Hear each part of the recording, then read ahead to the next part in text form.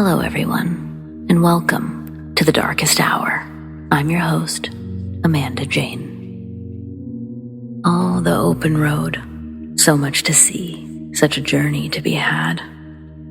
As a child, I was fairly enamored by semi-trucks and their drivers, the ones who would honk their horns for me when giving the universal signal.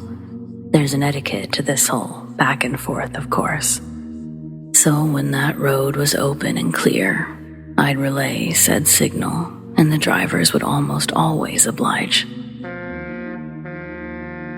I always wondered, what's that life like, where every day was like a road trip? The road itself in a small steel cabin, that was your home. Surely they saw all the best stuff. The things we all miss because we're too busy sleeping or taking the less scenic route. To a child, it's starry skies every night, the moon, maybe the man who lives in it. They probably saw so much wildlife, wolves, wildcats. But I'd never imagined what the flip side of all that beauty was. The loneliness of the road, the dangerous situations you're almost constantly a part of, and the things that you see out there might be far more dangerous or horrifying than any wolf or wildcat could ever dream of being. Either way, there's no denying that they do have some of the best stories, and I guess I'm still rather enamored by the whole thing. So, let's get started, shall we?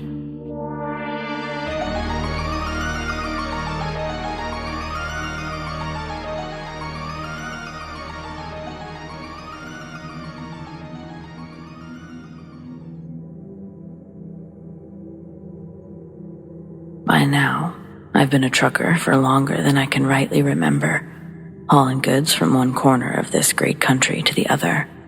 This story is about the night I saw something peculiar up in the skies. It was a moonless, dark night on a lonesome stretch of highway that us truckers know all too well.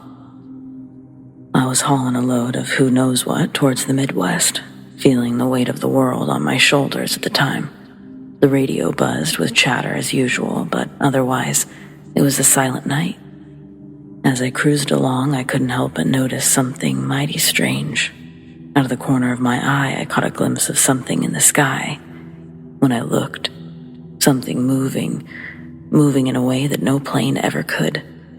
It was like a firefly on steroids, dancing and zipping through the sky. I squinted my eyes, figuring it was my tired mind playing tricks on me.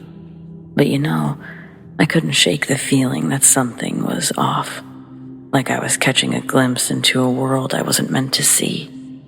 And it hadn't disappeared right away like things may, had I just been seeing it wrong.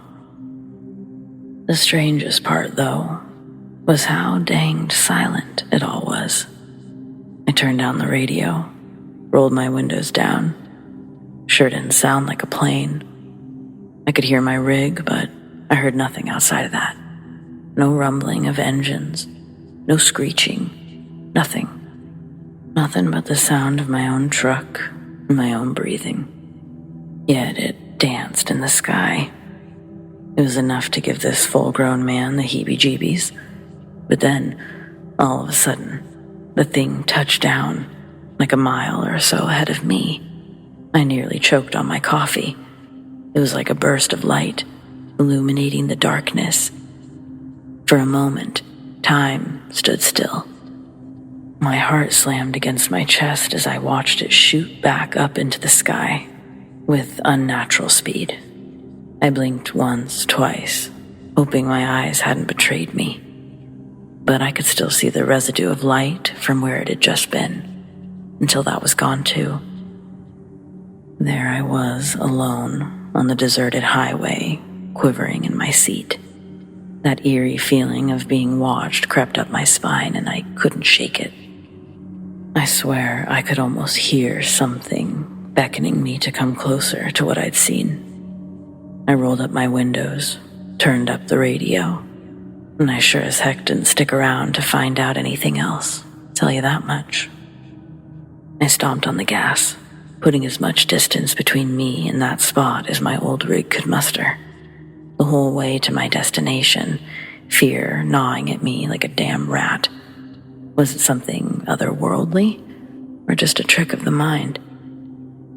Now you can call me crazy or a liar, but there's something out there, something we can't rightfully explain. The world's a mysterious place, and sometimes it shows us just how small or insignificant we are. So the next time you find yourself on a desolate stretch of road, keep your eyes peeled and your wits about you. You never know what you'll run into out there.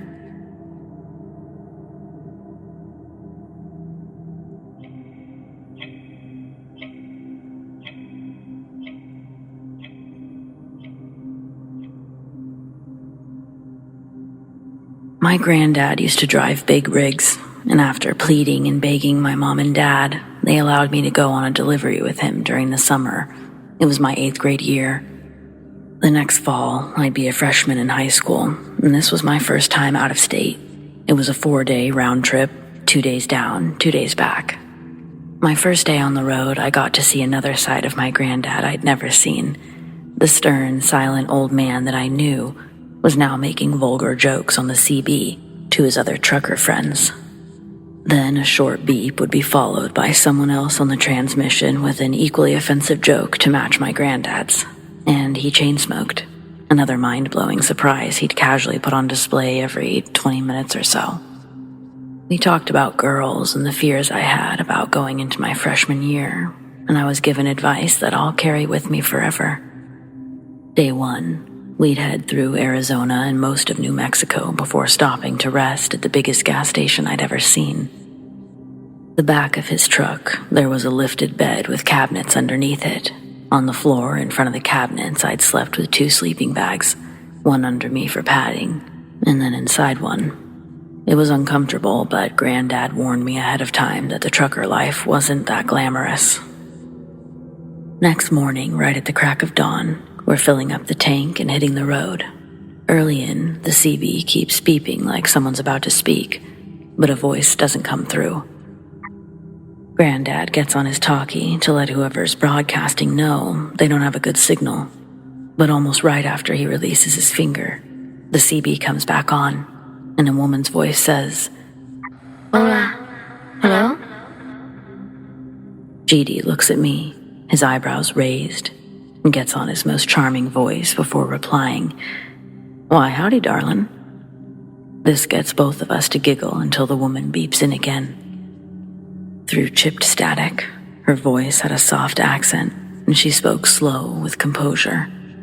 But what she'd said was alarming, pleading for our help, saying her semi had been turned over, run off the road somewhere around I-35 in Texas.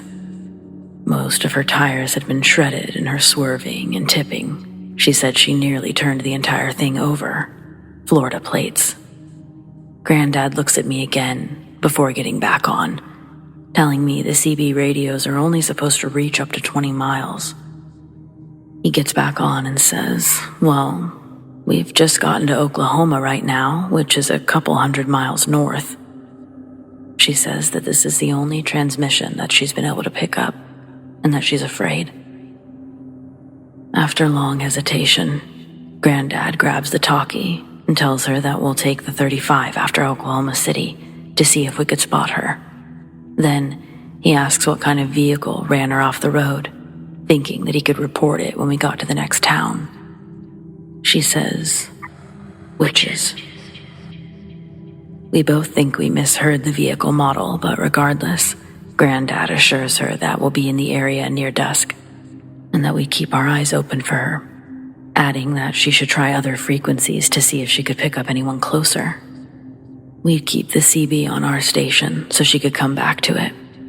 Once more, the beep signaled a reply.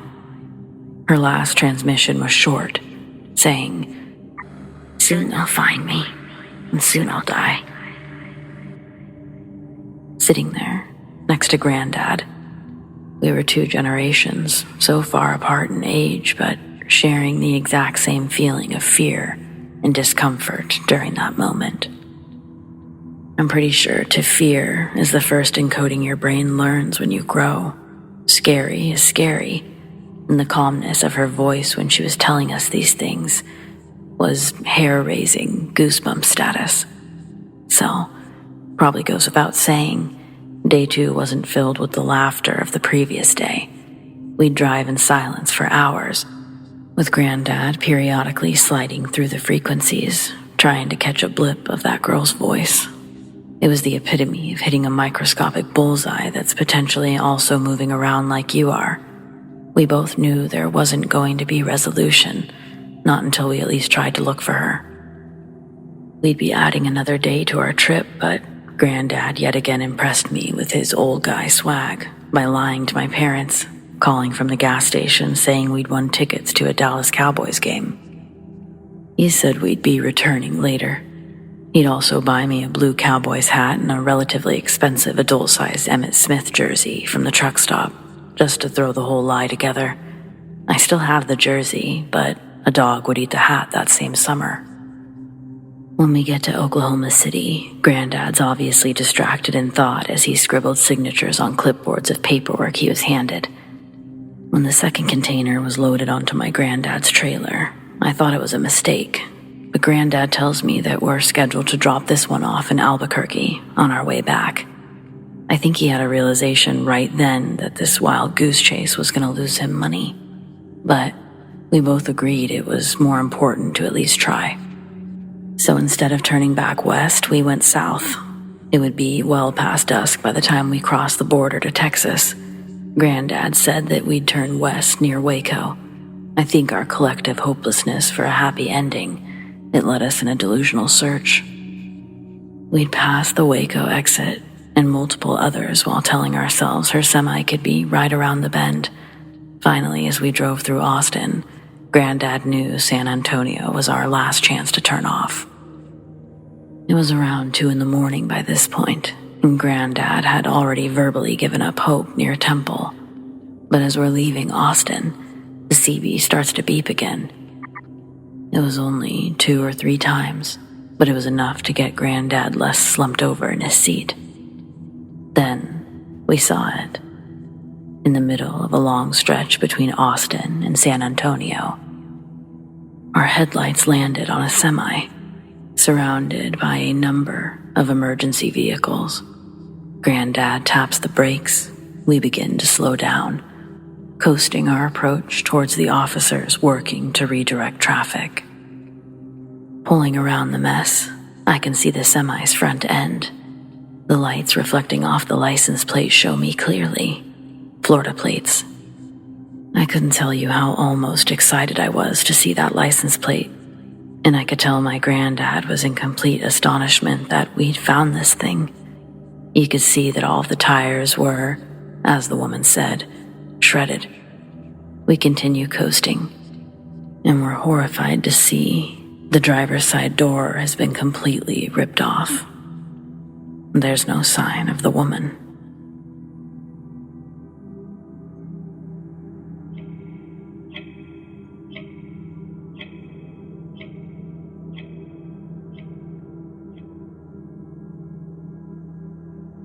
I have no idea what stretch of highway it actually is, but about 3 or 4 years ago, just before the pandemic, my boyfriend and I were driving back to Portland from Reno. It was probably around sunset, so not even fully dark, not fully light either. We turned around a bend in the road, and we saw, coming head-on, a semi-truck. It looked like it was in our lane. It looked real. Completely caught off guard and terrified, my boyfriend swerves into the other lane, which would be otherwise oncoming traffic, to avoid this semi-truck. Before he can even fully make it into the other lane and we get closer, it just disappears. There was no sound, no wind. Everything other than us now being on the other side of the road was normal. My boyfriend quickly corrected himself to get to the right side of the road. I turn my head. He looks in the rear view. Nothing. No truck. No anyone.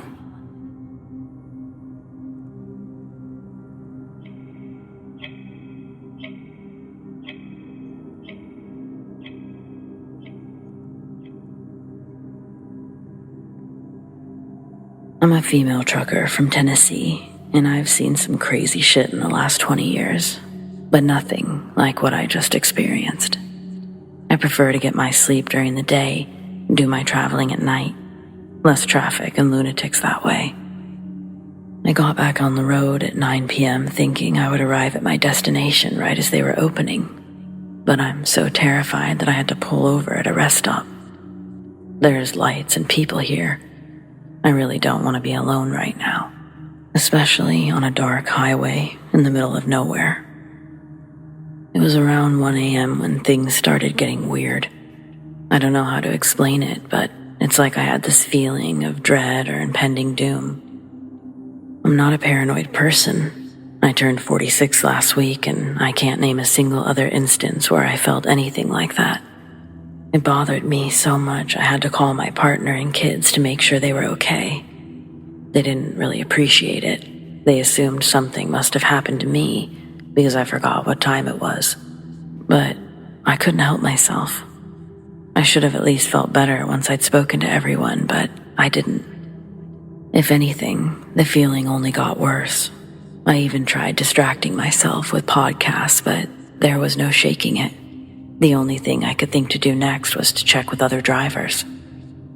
So I grabbed the CB. I only glanced away from the road for a fraction of a second, but when I looked up again, there was a huge, hulking figure on the side of the road.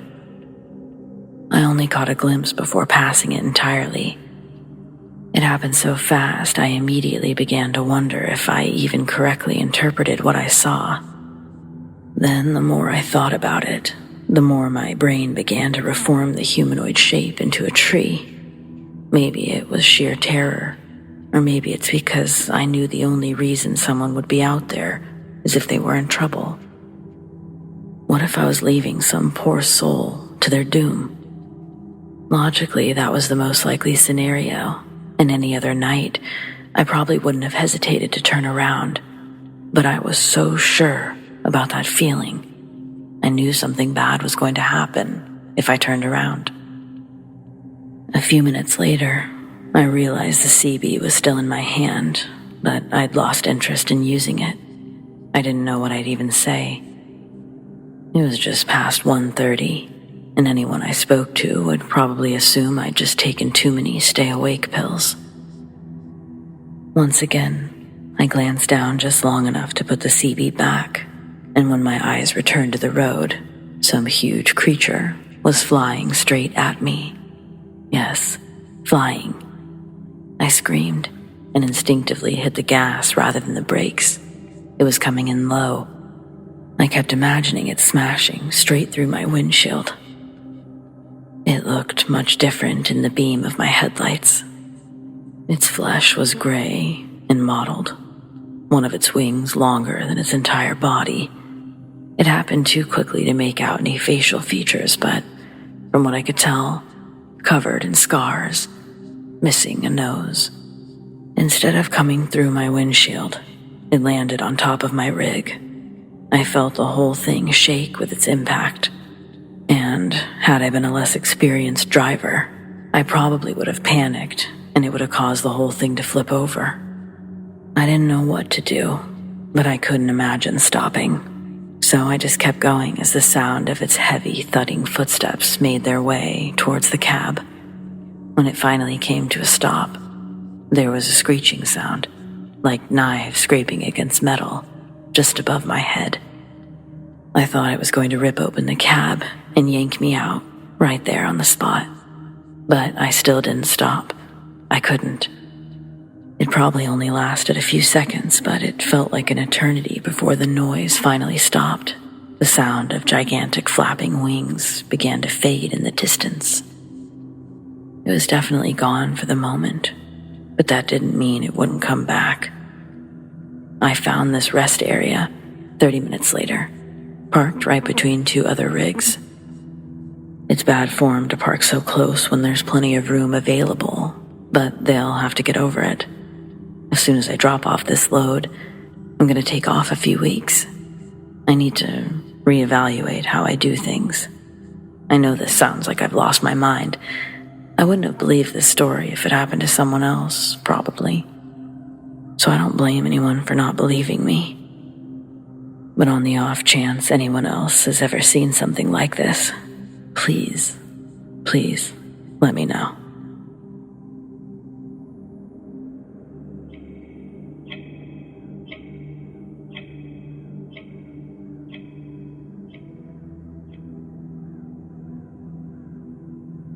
Craziest thing I've seen as a trucker would most definitely be the night I'd pulled into a gas station to fuel up. I'd also planned on just sleeping there for the night, but my sleeping arrangements would soon change for reasons you'll soon find out. It's late. I pulled in, gas up before reparking in the nearest spot, next to a few other trucks. Then I get on my flip-flops, gather my towel, soap, a couple of bucks from the dash, and I head in to take a shower. By the time I'm out, the parking lot is filled with police cars, lights, sirens, police dogs barking. There's a cop inside the station telling everyone to stay inside.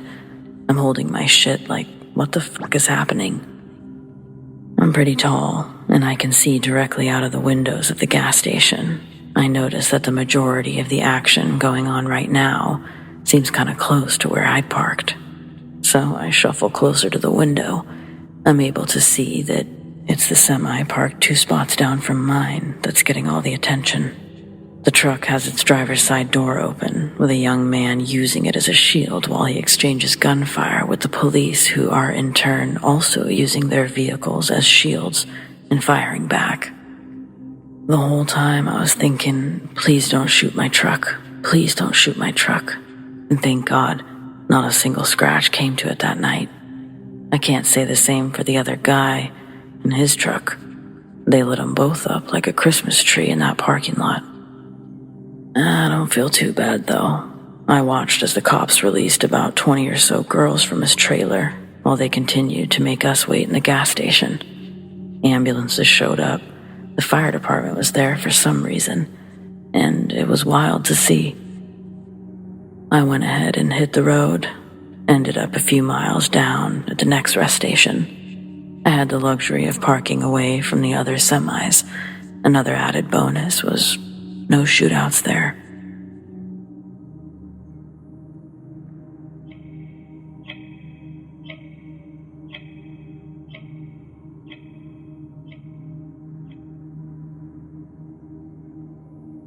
When our twins were just under a year old, me and my husband Ed had the bright idea to strap them into their car seats and drive 13 hours in order to attend a family reunion in Virginia.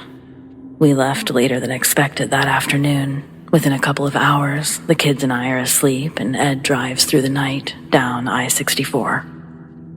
Next time my eyes open, it's after midnight. We're outside of a travel center. Ed's gently shaking me awake. He's already gotten the car seats out with the kids still buckled in. They're still sleeping peacefully on the sidewalk in front. Ed says the travel center has a 24-hour diner attached to it, asks if I want to come in. Seeing as the hard part of unloading 2 car seats has already been taken care of, we go in. We walk through the travel center doors over to the diner on the opposite side of the facility. It's narrow, and probably a claustrophobic nightmare when there's a crowd, but thankfully it's just us and the kids. Sitting down in a booth near the doors we entered from, my back is facing the front of the diner, which has 2 big windows looking out to another dark parking lot. I'm focused on reading the big laminated menu at our table. I thought that's what Ed was doing too, but when I look up, he's staring past me, his attention fixed on something in the diner parking lot. I ask, what? And turn around, but all I see is an empty parking lot. Ed tells me that an 18-wheeler just came in, all fucked up, with something black splattered over the front. It rolled past the diner windows, probably trying to park on the side of the building. Curious to make sense of what he'd just seen, Ed's about to get up from the table when a man runs into the diner. His disheveled, panic appearance makes Ed sit back down. We watch this man run up to the counter of the bar, start hitting the assistant's bell. When the hostess comes out from the back, her smile quickly falls when she sees the look on the man's face. He tells her that he needs to use the phone, that he's just hit something big on the interstate. He says it was massive, bigger than any animal he's ever seen. The man's clearly in a state of shock. His body shakes uncontrollably as he continues talking.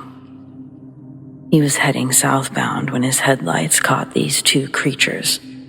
It looked like they were fighting on the side of the road. It all happened in seconds, he says. One of the creatures pushes the other backwards into the street, right in front of the truck. He was going over 50, couldn't slow down in time. When the creature hit, it exploded like a water balloon. His description, not ours.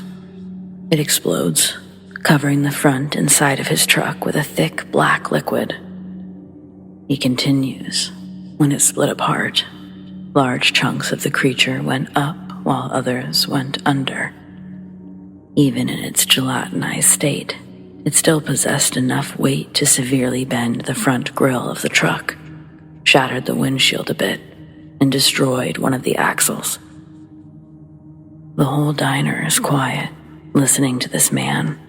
The cook has come out from the kitchen to join the hostess, and Ed's gotten back up out of the booth and walked over, taking a seat at the bar to hear the story. The phone is handed over, but no numbers are dialed. The man just holds onto the phone with a 1,000-yard stare, continuing to ramble. His emotions become more manic as he continues to recall what he'd seen. He says they fought like gorillas, but their limbs, they were bony, thin. The skin looked like crocodile scales. When the man starts to press the buttons on the phone, I see my husband and the cook walk out to the front of the diner. They're going to look at the truck. I stay behind, and while I wait, I hear the man make his call. Instead of calling emergency services, his first call is to work. He leaves a message explaining what he'd just told us. After he hangs up, the second call that he makes is to his wife, where he again tells the story, but then starts crying, telling her that he feels sick. The call ends with him saying, okay, then clicking the receiver once more and dialing emergency services. When Ed and the cook walk back in, Ed's bewildered. His mouth hangs open as we make eye contact on his way back to the table. He doesn't sit down, picking up the kids in the car seats. He tells me that we should leave. We hadn't ordered yet, and the hostess already had her hands full with the crying truck driver at the bar, so I grabbed our coats. We went out the back of the diner, back to our car. Exiting the travel center doors, Ed's walk turns into a jog as he gets to the car, and he quickly buckles up the kids. Right when the car doors shut, he's already in drive. If I hadn't been wearing a seatbelt, the inertia would have sent me into his lap when we pulled out of that parking lot. Back on the road, Ed tells me that when he and the cook went out to look at the truck, he didn't know how it could have driven to the diner with that amount of damage. Impossible, were his words. And he said whatever was on the truck smelled horrible, like sulfur and vomit. The smell gave Ed a headache. It was throbbing and persistent hours after we left. Adding to this whole thing, later that night, Ed points out 3 military helicopters in the distance, zooming opposite to us. Nothing on the news the next morning. When we check into our hotel, I'm still a little weirded out by the night, and Ed's still feeling ill. I find the diner's number in the phone book. I try to call to see if I can get any updates. Curious about what had happened to the trucker after we left. But the phone went straight to an automated answering machine. After a few times of trying that, I decided to call the travel center's number, but their lines were down too. Ed stays in bed all that day. I end up having to go alone to the reunion with the kids. Ed's family is wonderful, but it's always a little uncomfortable attending a family reunion that's not your family's. However, it does give you an excuse to leave early, and thank God I did. When me and the kids got back to our hotel room, I find Ed on the bathroom floor. He's soiled himself. The paramedics that treat him suspect he had a seizure, take tests on him in the ambulance on the way to the hospital. There, after extensive amounts of blood work and several tests, the doctors tell us they think he's got radiation poisoning. They prescribe some potassium iodide capsules. It takes over a month for Ed to start feeling better. To this day, we've never heard of anything close to what that man described, or what Ed saw smeared all over his truck. Such an open-ended memory stuck in the back of my head for all these years. Just no idea what it all means.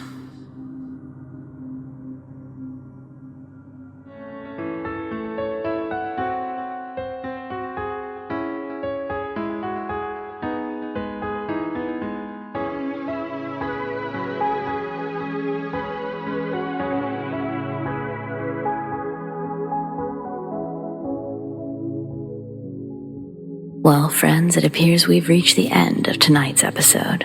Thanks for joining me, and whether it's your first time or you're a regular, your support means the world. Thanks for listening. Don't forget to like this video and subscribe if you haven't already. We've got brand new episodes every Friday night. Keep those eyes open long enough to find those deep sleep videos. And might as well tap the bell so you never miss a thing. I want to thank those who shared their stories, and a double thanks to all of you for listening. A huge shout out to all of my patrons, whom I appreciate so very much. Tracy S, Tamara K, Monica L, ZoeWatt, Chelle B, Donald C, Marion T, Rat Girl, Alisha S, Erin G, Nikki H, Mr. Revenant, Naz K, Brendon G, Paul T, Nicholas C, Lissane, Arlene F, and Adrienne. If you want to support The Darkest Hour in other ways, consider joining my Patreon. Check out patreon.com/thedarkesthour. Or click the link in the description to learn more. Do you have stories like these? I'd love to share them. Send them to me, amandadarkesthour@gmail.com, or on the Darkest Hour subreddit, The Darkest Hour YT. Stay spooky.